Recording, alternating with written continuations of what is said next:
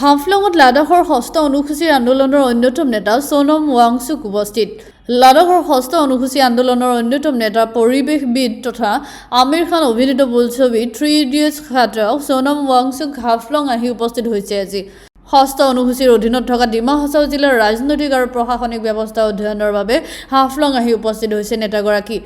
আজি তেওঁ উত্তৰ কাছাৰ পাৰ্বত্য স্বায়ত্তশাসিত পৰিষদৰ মুখ্য কাৰ্যবাহী সদস্য দেৱলাল গালচা আৰু কাৰ্যনিৰ্বাহক সদস্যসকলৰ লগত সাক্ষাৎ কৰে। সোনম ৱাংচুকে আজি হাফলঙত সাংবাদিকৰ আগত কয়, অসম বিশ্ববিদ্যালয় চেণ্টাৰ ফৰ কাৰ্বি ষ্টাডিজ আৰু কাৰ্বি আংলং স্বায়ত্তশাসিত পৰিষদৰ যুটীয়া উদ্যোগত ডিফুত এখন ছেমিনাৰৰ আয়োজন কৰা হৈছে। তেওঁ এই ছেমিনাৰত ভাগ ল'ব। তেওঁ জানিবলৈ দিয়ে ষষ্ঠ অনুসূচীৰ ৭৫ বছৰ উদযাপন উপলক্ষে এই ছেমিনাৰৰ আয়োজন কৰা হৈছে।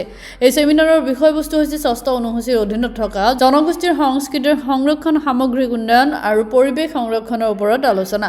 सर, आपका जो अभी जो टूर चल रहा है नॉर्थ ईस्ट पर 6 शेड्यूल के संदर्भ में, तो आप आज डिमा हासाओ पहुंचे, तो आपको कैसा लगा डिमा हासाओ ऑटोनॉमस काउंसिल में? यहाँ पर जो कि नॉर्थ कच्छारी ऑटोनॉमस काउंसिल से भी जाना जाता है।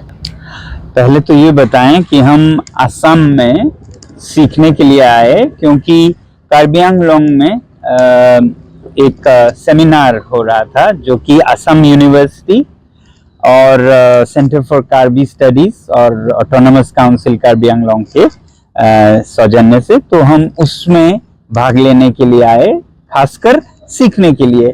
और आज क्योंकि एक दिन हमारे पास था, तो हम यहाँ डिमा हासाओ में ऑटोनॉमस काउंसिल का और नेता जो काउंसिल के हैं हमारे, उनका तजुर्बा, अनुभव कैसा रहा है, संरक्षण जो 6 शेड्यूल का है उसके बारे में आए। तो हमें लद्दाख में हम आप लोगों को मालूम होगा कि हम अपने संस्कृति और पर्यावरण के बचाव के लिए 6वें शेड्यूल पर बातचीत कर रहे हैं केंद्र सरकार से।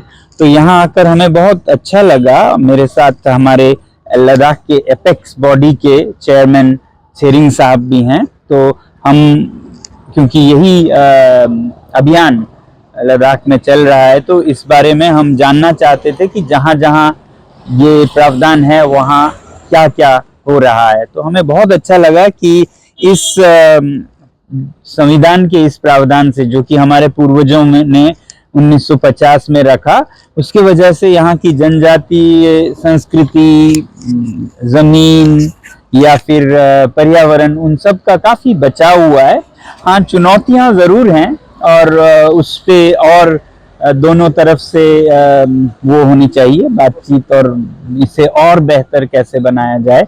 तो यही सब हमने सीखा कि किस तरह से इस प्रावधान के वजह से इस असम के खासकर और पूर्वोत्तर के कई राज्यों में जनजातीय लोगों की संस्कृति का बहुत भला हुआ है, पर्यावरण का भी।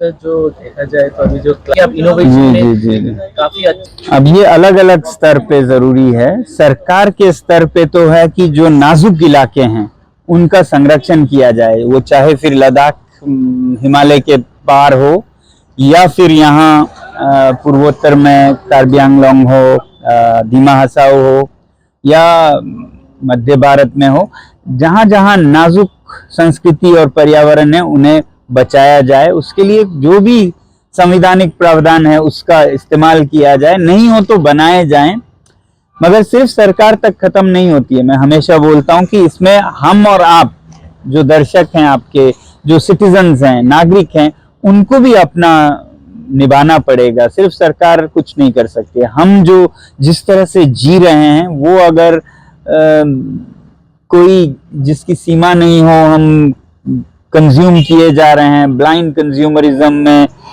ज्यादा से ज्यादा बिजली, पानी, सीमेंट, ये सब अगर हम क्या कहें यूज या उससे भी ज्यादा मिसयूज करते रहे तो सरकार नहीं बचा पाएगी। तो हमें बचाना होगा। सर, देखा जाए तो अब हमें फिर से वो जनजातीकरण वाली लाइफस्टाइल